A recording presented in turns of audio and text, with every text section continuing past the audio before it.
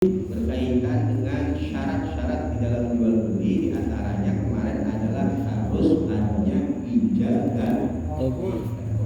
Pahami?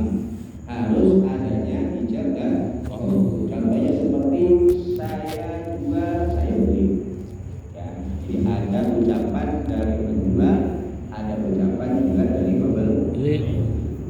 Sebagian ulama mengatakan jual beli dengan cara mu'athar, jadi dengan tanpa adanya sifat jual beli, ya, kalau itu berkaitan pada hal-hal yang dianggap remeh, hal yang kecil, maka jual belinya dikatakan sah. Contohnya seperti jual beli makanan ringan, ya, yang biasa tuh kalau kita jual makanan di sekolah, jual di tempat kerja, kita memang jual gorengan, bakwan kita makan selesai kita bayar tanpa ada ucapan saya beli ya dijual. Nah, ini sebagai ulama mengatakan sah pada hal-hal atau barang-barang makruh alaih yang dianggap ringan, yang tidak terlalu bernilai. Tetapi ketika makruh alaihnya barang yang dijadikan transaksi jual beli sesuatu yang berharga seperti tanah, kendaraan, rumah, itu harus adanya ijab dan qabul. Nah, kalau sekarang kan dulu adanya saksi materai dan lain sebagainya untuk memperkuat daripada transaksi jual beli kita. Dan kemudian wayasiru aidon, ya, walau korona bil ijabi awil qabul harus istiqbalin ka'abi buka lam yasika. Nah, apabila ucapan ijab dan qabul itu diiringi dengan huruf istiqbal. Jadi huruf istiqbal itu huruf yang menunjukkan pada makna yang akan datang. Maka jual beli yang diiringi dengan ucapan yang mengarah kepada makna yang akan datang, jual belinya dihukumi tidak sah. Kakek bulan depan jual dia, sudah saya terima. Maka ijab tersebut atau akad jual beli tersebut tidak dikatakan sah karena diiringi dengan ucapan akan datang, bulan yang akan datang. Ketika transaksinya hari itu, maka transaksi hari itu tidak sah, ya, karena ucapannya diiringi dengan kalimat akan datang. Maka ketika transaksi pada hari itu, transaksi akad jual belinya dikatakan tidak sah. Wa yadharu annahu yutabaru minal ami nahu fathitain. Ya, sebagian ulama mengatakan bahwa tidak masalah ketika terjadi pada orang-orang awam seperti kita membaca fathah pada kalimat bituka diganti bitaka. Jadi kalau dalam bahasa Arab itu kan saya pernah katakan beda harokat akan berbeda makna. Ya, niatnya kalau itu saya menjual tak padamu, tapi kalau bita saat saya kamu menjual kepadaku, jadi dibalik gitu, artinya akan berbalik. Ya, jadi kalau bahasa kita ya candaan lah ya, kita jual, ya, karena beli, padahal barang saya, tapi dengan sifat bahasa Arab, ya memang dia nggak tahu cara pelafatannya, ya kesalahan di dalam pelafatan saja, pengucapan saja, yang maknanya itu berubah. Maka ulama mengatakan itu tidak apa-apa. Yang penting niatnya memang dia menjual barang dia sendiri. Kalau bahasa kita kan susah diartikan ini, karena harokat fathah dan dhammah itu maknanya berbeda. Kalau bahasa kita kan kita bisa pahami, ya. Ini maksudnya ketika menggunakan sifat bahasa Arab yang maknanya berubah, padahal dia niatnya pengen jual barangnya dia sendiri, tapi dia mengucapkan barangnya si pembeli. Barang kamu saya jual, barang kamu saya jual. Nah, ini kan salah. Secara bahasa Arab dengan fathah dan dhammah itu maknanya berubah. Padahal dia nggak tahu, tapi mau tujuan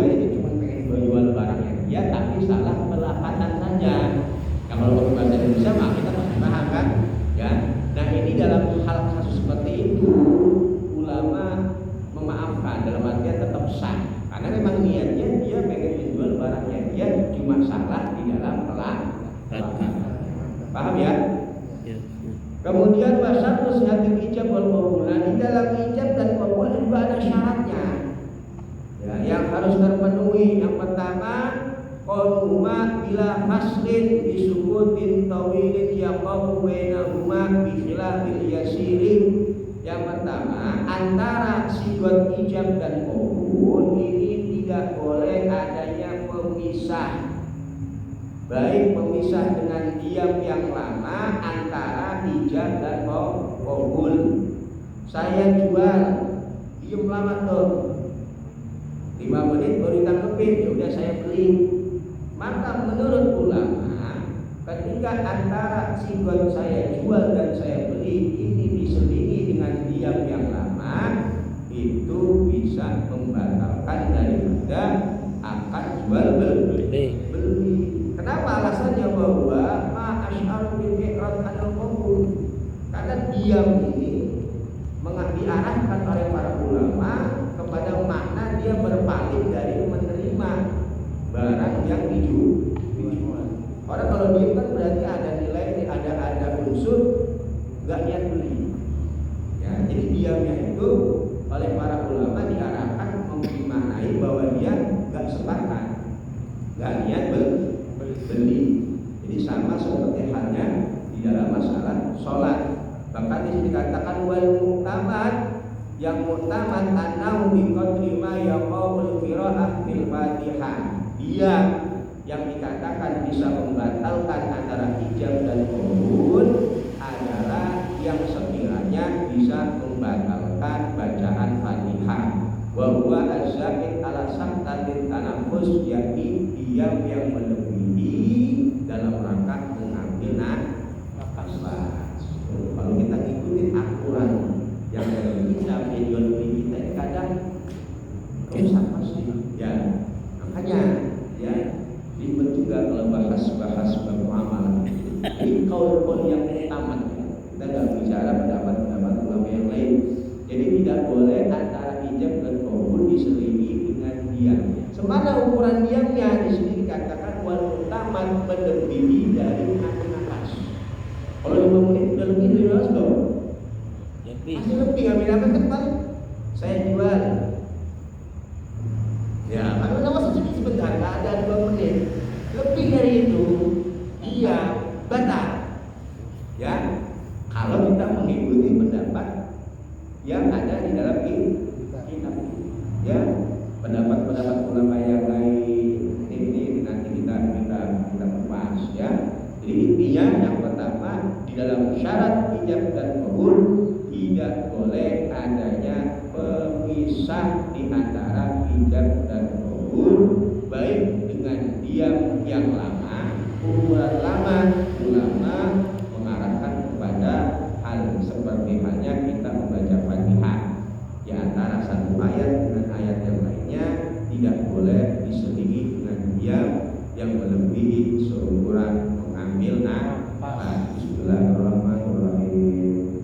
Alhamdulillahirabbil alamin. Itu masih boleh, tapi kalau Bismillahirrahmanirrahim kurang banyak.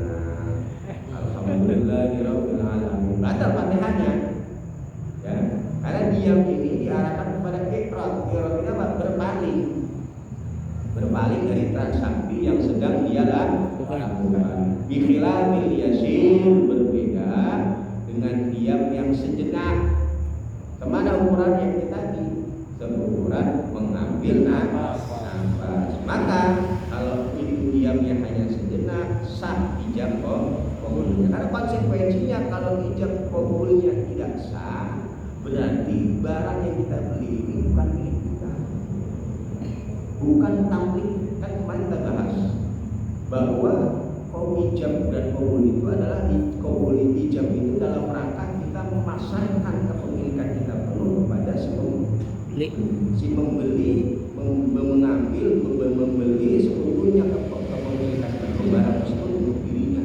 Nah kalau itu tidak sah dan si pembeli itu tidak punya hak kuasa penuh kepemilikan atas barang yang dia pegang, dan tidak boleh digunakan. Tentunya dia harus izin, misalnya kendaraan, berarti kendaraan izin tentunya dia, karena akadnya sudah sah, kepemilikannya rusak. Itu ijab jual beli itu kan dalam rangka melepas kepemilikan. Benar kan? Kepemilikan rumah kita jual, lepas punya orang lain, udah kita udah gak, kalau kita udah jual kita udah gak berhak masuk juga tanpa izin, nggak boleh main ngecat warnanya dirubah, nggak boleh. Dulu rumah saya ini mau saya cat nggak bisa kalau udah dijual. Nah kalau akadnya nggak sah, otomatis kepemilikannya nggak sah. Berarti Anda menggunakan fasilitas itu tanpa seizin yang punya, karena akad jual beli tidak sah, dosa. Konsekuensinya ada. Maka perlu diperhatikan dalam masalah transaksi di dalam muamalah, termasuk adalah jual beli. Pahami? Wala takhallulin bilabdin wa in qalla ajnabiyyin anil aqdi, dan juga tidak boleh diselingi antara ijab dan qabul dengan lafaz yang tidak ada kaitannya dengan ijab dan qabul. Wa in qalla, walaupun ucapan itu sedikit ya, yang tidak ada sangkut pautnya berkaitan dengan transaksi jual beli. Tapi bi'allam yakun min muqtadahu wala min masalihi, dengan gambaran lafaz-lafaz tersebut atau ucapan tersebut ini bukan hal yang berkaitan dengan akad jual beli, kemaslahatan di dalam jual beli dan lain sebagainya. Kalau itu masih ada kaitannya dengan hal-hal yang berkaitan dengan jual beli transaksi yang sedang dilakukan, itu tidak masalah. Jadi ada jual motor pendek, ada beli sedikit dengan ucapan yang masih ada hubungannya. Itu motor tahun berapa ya? Nah itu kan masih ada kaitannya. Mesinnya bagaimana itu? Nah, ini kan ada kan kaitannya. Ya, ada kaitan dengan apa yang sedang dilaksanakan di dalam transaksi jual beli. Dia ada kemaslahatan dari barang yang jual belikan. Ya, di mesinnya kayak ini ya, masih berkaitan.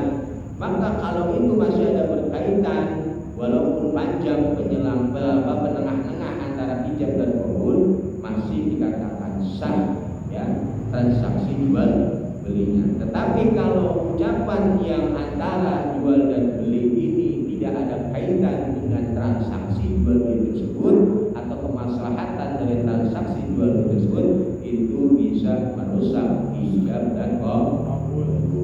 Karena kalau dia ada jual motor pendek, masa bulan tuh, kan malu gajinya apa? Ya, bapak masih itu kan ada kaitan. Maka harus diulang lagi ijab transaksi jual belinya. Tapi sobat kami ngomong itu masa mutahanya apa? Oh iya, ntar hajinya bab ini bos, bab sholat. Jadi sana jadi beli nih motornya. Enggak sah itu. Karena antara ijab dan qabul diselingi dengan ucapan yang tidak ada kaitan dengan transaksi jual beli. Sering apa sering? Sering lagi jual beli, cerita pulang dulu waktu itu ya, cerita ini dulu nggak ada hubungannya. Habis itu main bayar aja deh ya, terima enggak?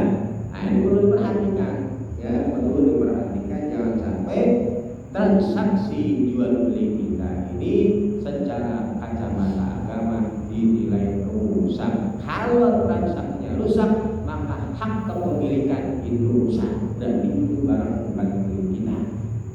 Kalau barang bukan milik kita, tidak boleh kita memanfaatkan menggunakan barang orang lain tanpa seizin yang punya. Dan kita cuma megang barangnya, megang milik kita. Begitu ya. Ya, karena akadnya enggak sangat rusak. Sama seperti akad nikah. Kalau nikahnya rusak, itu hubungan badan Anda dengan istri Anda yang selama ini itu zina. Makanya hati-hati di dalam masalah pernikahan.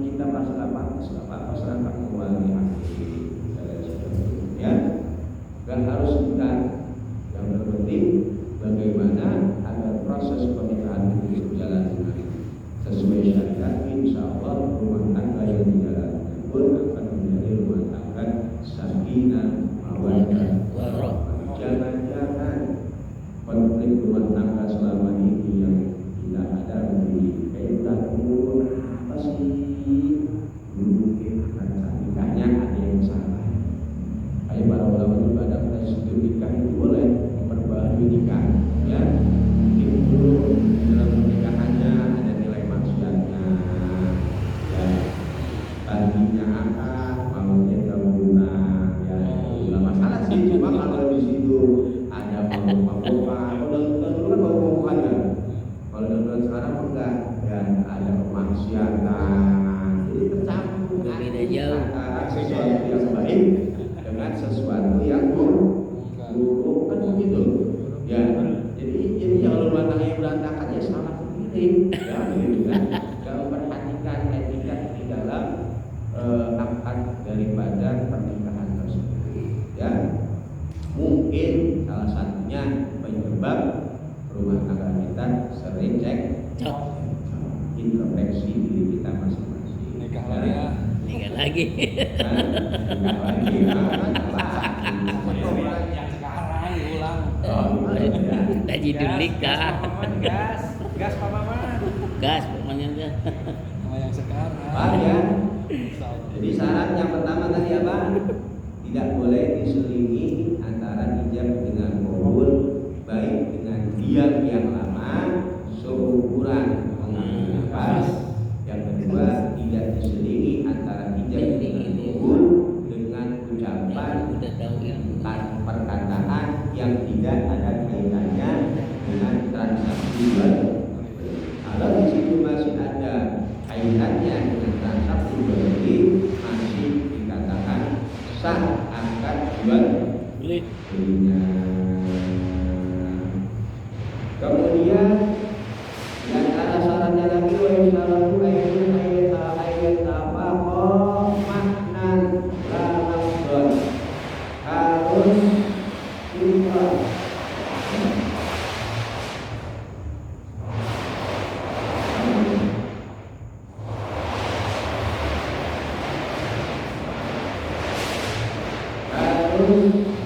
Sesuai sama di dalam segi maknanya antara ijab dengan qabul, ya tidak dalam segi lafaz.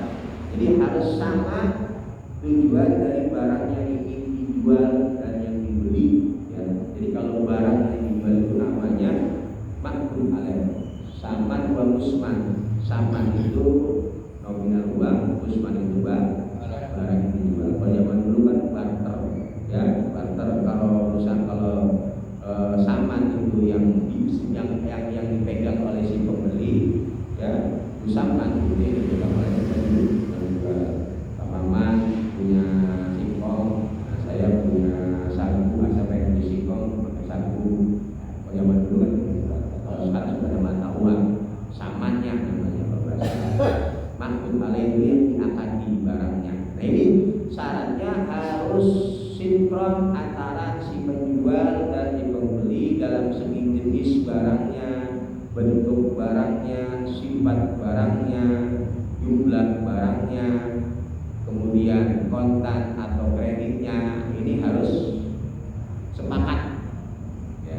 Maka ketika salah satu dari jenis-jenis yang tadi disebutkan, jenis barangnya, bentuk barangnya, sifat barangnya, jumlah barangnya, kontan atau temponya ini tidak sesuai, kok dipaksa untuk dibeli, maka akan transaksi jual belinya tidak sah. Yang harus sesuai dalam segi makna, maksudnya dalam segi tadi. Nah ini banyak kejadian di dalam masalah jual beli secara online. Ada kita beli baju gambarnya cakep, barang jual beli dan datanglah agak sesuai. Nah ini kan namanya ya akadnya rusak, ya akad salah kalau begitu namanya, bukan akad jual beli tapi salah apa pesanan. Ya nanti masuknya kepada bagus salah akad pemesan, ya. Dan itu juga syaratnya hampir sama di dalam akad jual beli transaksi. Maka berhati-hati kalau yang berprofesi, ya sebagai sales online, ya harus perhatikan jangan sampai ya terjadi miskomunikasi antara si penjual dengan si pembeli dalam segi jenisnya, bilangannya, sifatnya, bentuknya, waktunya. Kadang kan online itu waktu juga tidak sesuai tepat target waktu. Jadi kita harus betul-betul bisa memperhatikan itu. Kalau memang nggak tepat waktu, kita kasih tahu aja yang benar. Jangan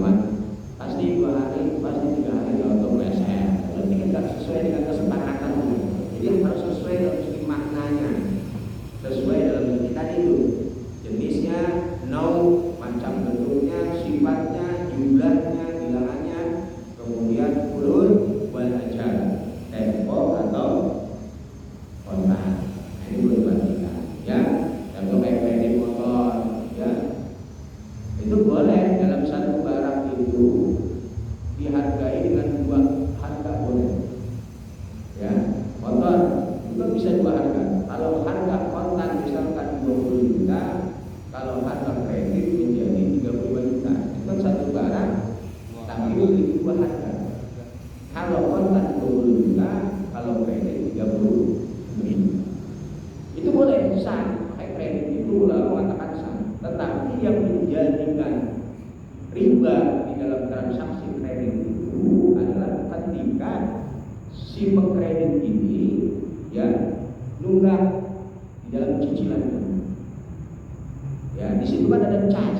Nah, itulah yang mengakibatkan ribanya transaksi kredit dan jual beli.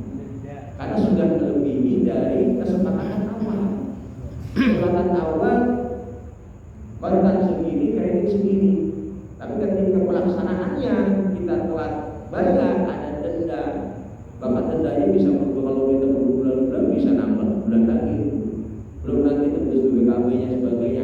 Itulah yang akan menjadikan haramnya di dalam kita transaksi kredit, baik motor, mobil, rumah dan lain sebagainya. Makanya kalau kredit, kalau memang kita pengen kredit, usahakan jangan telat bayarannya, biar sesuai dengan transaksi di awal kita antara si penjual dan si pembeli. 35 bulan ya 35 bulan udah segitu udah gitu. Agar tidak ada nilai ribawi di dalam transaksi itu. Karena pelaku ribawi baik yang makan atau yang membeli semua dalam dosa. Ya, makanya ada ulama saklek haram ini kalau dalam bahasa. Itu kalau bahas jual beli kayak itu haram berarti sudah ya. Berat. Ada yang mengatakan membolehkan. Nah, kalau membolehkan caranya seperti itu, biar kita selamat dari kita punya barang bernilai ribawi. Kan sayang barang baru kita gunakan untuk keluarga, kita gunakan untuk ngaji kebaikan, tapi hasilnya dari hasil transaksi ribawi kayak Pak Maman atau mobil. Alhamdulillah. Jangan sampai terlewat gitu loh ya, riba ya. Kalau sehari berapa telan Bang Ade sekarang? Tinggal dikali aja. Kalau tiap bulan kita pasti riba itu ribanya di sini ya. Boleh satu barang dengan dua akad, tetapi memang harus sesuai dengan akad di awal. Kalau itu kan udah berubah ketika di perjalanan, berjalannya waktu berubah ya. Satu hari telat dan segini, akhirnya tidak sesuai dengan kesepakatan di awal. Itulah yang menjadikan akad transaksi kredit menjadi ribawi. Kalau memang terpaksa ingin kita ngambil kendaraan apapun dengan cara kredit, usahakan jangan sampai biarin gak makan ya. Yang penting kredit jangan nunggak ya, karena saya kalau punya barang dari barang-barang ribawi ya, gak manfaat. Walau qala bituka bi alfin fazada aw naqasa aw bi alfin halatin fa ajalla aw aqsu aw anjalatun bi syahrin fazada lam yasih. Misalkan ini contoh-contoh yang tidak sinkron antara si penjual dengan si pembeli. Apabila si penjual berkata, "Itu kami alfin, saya jual barang ini dengan harga 1000." Fazada aw naqasa, kemudian si pembeli melebihi atau mengurangi, maka akad transaksi seperti itu tidak dihukum sah. Aw bi alfin halatin, atau saya jual barang ini dengan harga 1000 tapi kontan. Fa'ajallah, kemudian si pembeli membayarnya dengan cara kredit, atau sebaliknya. Nih saya jual barang ini 1000 dengan cara kredit, tapi si pembeli membayar dengan cara kontan. Maka transaksi tersebut juga tidak dihukum sah. au ajalatan bisyahrin, atau nih saya jual barang ini kepadamu ya dengan harga 1.000 selama 1 bulan. Fazada, maka mustari si pembeli melebihi dari target 1 bulan, dan yasihat, maka akan transaksi tersebut tidak sah karena tidak ada sinkronisasi kesepakatan yang sesuai antara si penjual dengan si pembeli. Ini yang dikatakan suyaisyaratu ayyatawa makna, harus sinkronnya antara si penjual dan si pembeli dalam segi maknanya. Itu pengertiannya. Paham ya? Enggak. Ya. Kalau kan gitu kan kredit nih. Ya. Kita sepakat misalkan 1 tahun, ya kan? Nah, yang ngambil kredit itu enggak, walaupun saya nggak bungain, tapi dia nggak lebih dari setahun itu, walaupun saya tagih, itu gimana Ustaz? Saya sih nggak ngelebihin, itu yang dosa siapa itu kayak gitu? Lebih uangnya. Bukan, lebih jadwalnya. Jadwalnya. Oh, jadi aturan setahun jadi Iya nggak sah, tetap nggak sah. Ini kalau kita mulai maju pada pembahasan kecuali ya ada perjanjian baru nanti antara si penjual dengan si pembeli. Kan biasanya kalau di bank itu misalkan kita minjam kredit cicilan selama 12 bulan. Lalu kita punya uang udah cukup nih kan pengen lunasin langsung. Biasanya kan kena penalti kalau dalam bank itu. Ya itu riba. Tapi kalau yang udah sepakatan ya di kesepakatan bulan, bagaimana caranya biar tidak ada nilai ribawi, itu boleh. Yang penting ada kesepakatan baru ya antara si penjual dengan si pembeli. Ini kejadian banyak seperti itu tanpa ada simbol baru, pembaruan dalam akad transaksi yang keputusan hanya bisa pilih akad yang salah. Bank itu biasa keputusan ambil pilihan. Kita setuju dengan usaha bank, ada kita butuh. Ya. Kita minjem di bank atau mulai dari baru ya nggak apa-apa, kita butuh. Bukan karena riba. Ya. Kan saya riba kan. Ambil minjem duit 10 juta bayar 12 juta itu bukan riba, karena itu butuh. Ya. Bukan riba karena itu butuh. Mau nggak mau ikuti aturan bank, ini punya duit. Karena asas daripada pinjam meminjam adalah dasarnya adalah tahun tolong menolong pada yang butuh. Jadi asas dasar pinjam meminjam itu adalah tolong menolong. Orang itu nggak ada yang keuntungan. Nilai bernilai pahala dia membantu, walaupun dia kembali ke dapat pahala meminjamkan orang itu. Ya makanya nggak ada kelebihan di dalam pinjam ibu ribawi karena asasnya tolong menolong. Nah kalau kita pinjam di bank bukan menolong dia, kan hukum. Dari mana dia hukumnya kalau bukan dari para pengusaha besar yang minjemin miliaran gitu. Kalau kita ecek-ecek duit kita tetap pakai, jadi tawarin dia pengusaha besar ya siap menggelontorkan dana besar-besaran dari produk mereka ya. Nggak ada kalau bank itu meminjamkan nilainya dalam rangka unsur ada nilai keuntungan punya karyawan dan sebagainya ya. Maka perhatikan jangan sampai kita ketika meminjamkan ada nilai mencari untung. Pada asas daripada pinjam meminjam adalah tolong sama seperti dalil disahkannya BPJS. Dari awal berdirinya BPJS kan menjadi konflik. Ada yang mengatakan haram, ada yang mengatakan boleh, dan MUI akhirnya memutuskan halal untuk BPJS, sah BPJS ya, walaupun ada nilai terpaksa.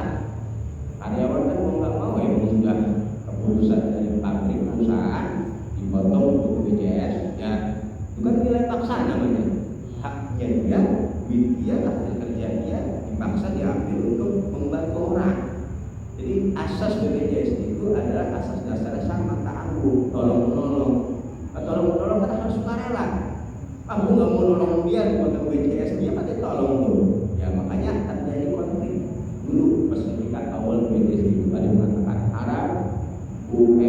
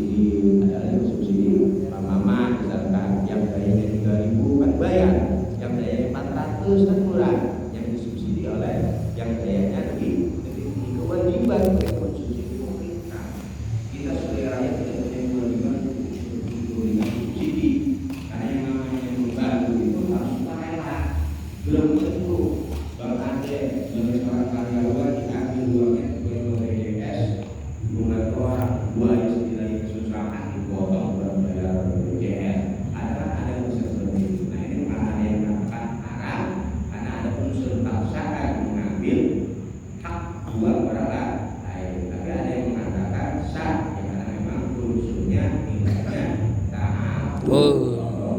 Long. Ya, dipahami. Sini sebenarnya muamalah itu. Kalau yang cabang, apalagi perkembangan zaman sekarang ini, transaksi era modern ini, ya kita ini tidak ada. Itu dulu pemikiran, itu pemahaman yang luas dalam masalah transaksi. Kalau kita hanya berpaku dalam kita ini, kita diam sebentar aja nggak sah, repot ya. Lagi jam 12 ngomongin yang lain nggak sah, repot. Yang ada semua ini yang kita miliki jangan-jangan bukan punya kita masih pakai aja gitu ya. Nah ini ya, saya jarang bahas pemahaman ini ya, karena banyak pertanyaan yang timbul ya, yang susah dapat pusatnya ya.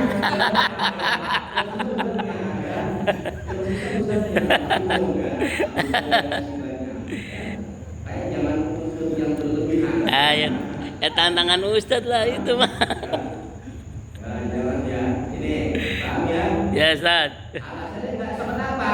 Kasus-kasus tadi lil muhalafati karena terjadi muhalafah perbedaan antara si penjual dan si pembeli. Si penjual pengennya kontan, si pembeli pengennya Kredit.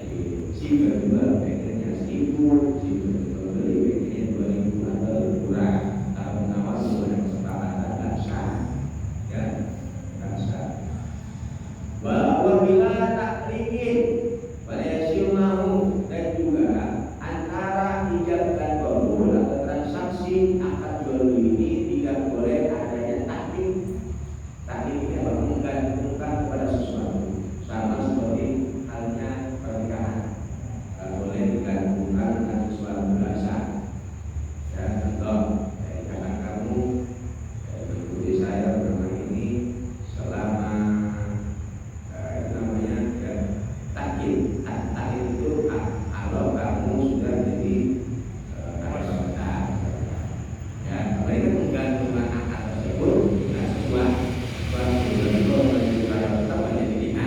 menggantungkan transaksi jual beli dengan sesuatu. Sama dalam nikah juga boleh menggantungkan akad pernikahan dengan sesuatu. Ya, maka langsung contohnya nih kain mata Ali tokoh itu bahan. Ini kan kalau lama saya mati ya, jangan gitu. Taruh rumah ini saya jual kayak berarti kan menggantungkan menjual rumah dengan kematian ayahnya. Maka akan transaksi seperti itu tidak diikuti sah. Intinya menggantungkan transaksi dengan sesuatu, mensyaratkan transaksi dengan sesuatu. Saat itu ini tidak bisa. Wala takdirin dan juga memberikan waktu tempo, tak bisa.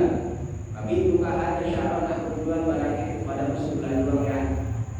Ya, saya sudah mulai lagi. Ya, itu nggak sah. Kalau jangan-jangan dalam pernikahan begitu.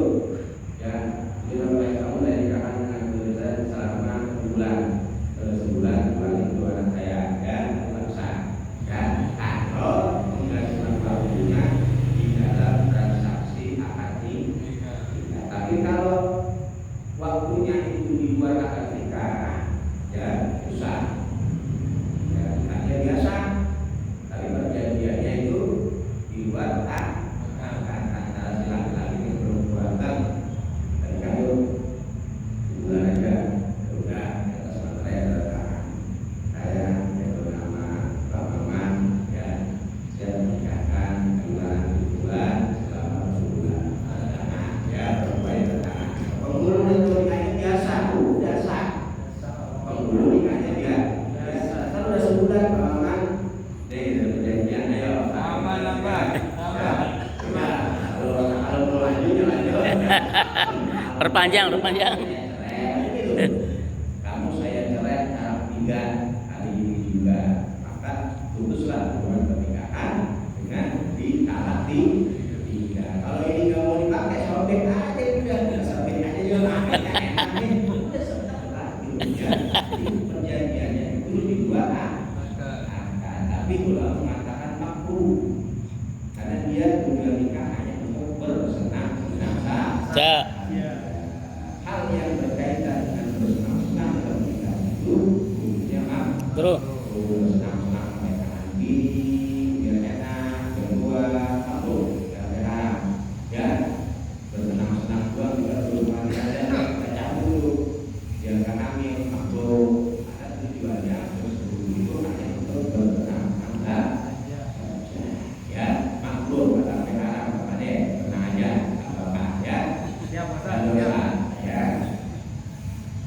Wasabun fi'aminin, dan juga disyaratkan di dalam orang yang bertransaksi dari pelakunya itu juga dan karena orang sekalian baik inklusif juga atau seperti syarat yang pertama dari kedua belah pihak taklimin, yakni harus sudah dewasa kedua. Taklim itu apa? Orang yang sudah dituntut menjalankan syariat. Kalau dalam ibadah itu taklim itu syaratnya dia bisa, kemudian Balik. Berakal. ya. Jadi kalau dibuat itu bukan taklim. Maka pada siru akdu sobiin maka tidak sah akad jual belinya yang dilakukan oleh anak kecil. Ya, bocah seperti mobil ya.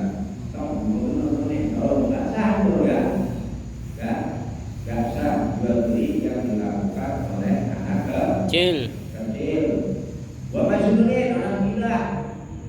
Wa kada lampu rohim bigri hakim. Begitu juga transaksi orang yang dipaksa dengan tanpa hak. Ya, contohnya ya orang dipaksa. Uang apa saja dulu. Udah ini terus itu mana? Aku mau. Nah, orang yang gua lagi. Udahlah sudah, jual aja dah. Bocor ya. Dia laporin pilih, nah itu namanya jual beli dengan paksa.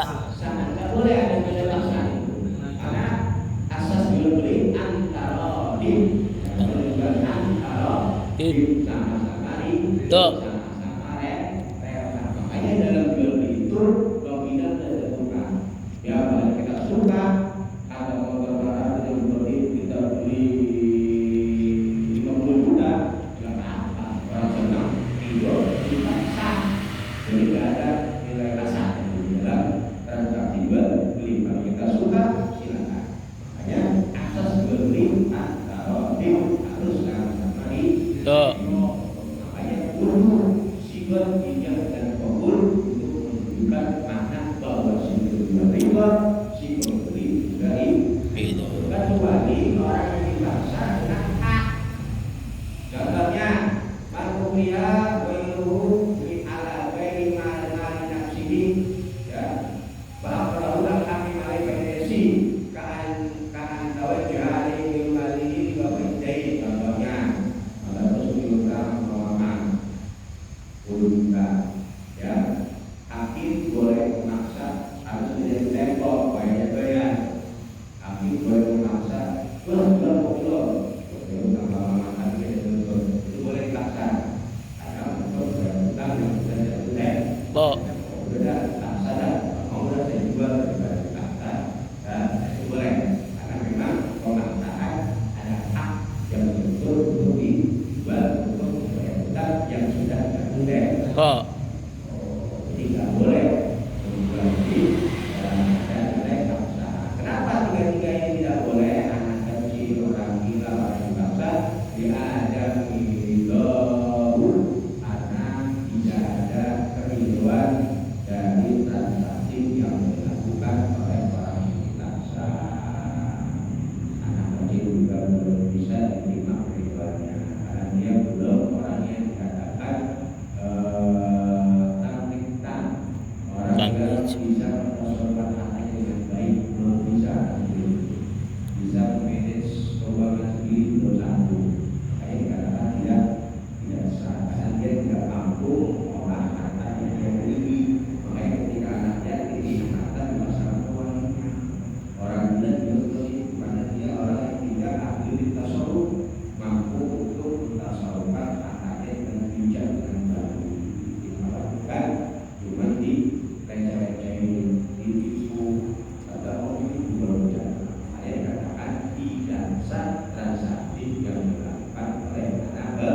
Cil.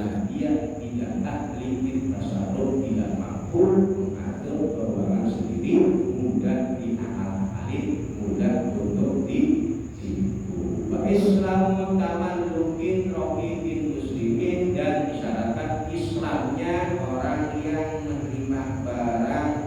Wallahu a'lam. Iswat.